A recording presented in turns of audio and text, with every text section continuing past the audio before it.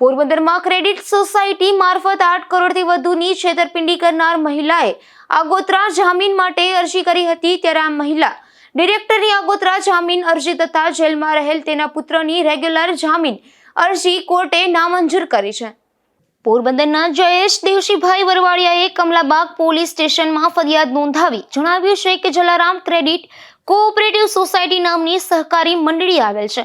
આ મંડળીના મેનેજર સંજય વિનોદરાય દાવડા તેમજ ડાયરેક્ટર તરીકે તેમના પત્ની કે જેઓ ક્રીમન બ્યુટી પાર્લર પણ ચલાવતા હતા તે સપનાબેન હતા અને 2014ના અરસા પછી સંજયભાઈ દાવડા તથા તેમના પત્ની સપનાબેન તથા મદદગારી કરનાર તેના પુત્ર મનન સંજયભાઈ દાવડા દ્વારા ગુનાહિત કાવતરું રચી થાપણદારોને લોભામણી લાલચો આપી તેમની પાસેથી આશરે 8 કરોડથી વધુની રકમ મેળવી રોકાણકારોને સમય મર્યાદામાં નાણાં પરત નહીં ચૂકવી છેતરપિંડી કરી હતી। તે અંગેની જીપીઆઈડી એક્ટની કલમ 3 વગેરે મુજબનો ગુનો નોંધ્યો હતો। ત્યારબાદ મનન દાવડાની ધરપકડ કરી રિમાન્ડ પણ મંજૂર કરવામાં આવેલ અને ત્યારબાદ જેલ હવાલે કરાયો હતો।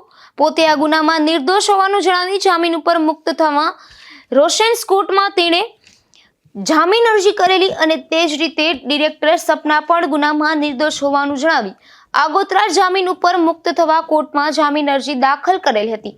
બંને જામીન અરજીઓ તરફે મદદનીશ જિલ્લા સરકારી વકીલ અનિલ જે લીલા દ્વારા જામીન અરજીનો વિરોધ કરાયો હતો। ત્યારે કોર્ટે મનન સંજયભાઈ દાવડાને રેગ્યુલર જામીન ઉપર મુક્ત થવા માટેની તથા આરોપી સપનાની આગોતર જામીન ઉપર મુક્ત થવા માટેની જામીન અરજીઓ નામંજૂર થતા હુકમો કરવામાં આવેલ છે।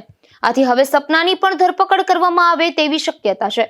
નિપુલ પોપટ સાથે અશોક થાનકી, ગુજરાત ન્યૂઝ, પોરબંદર।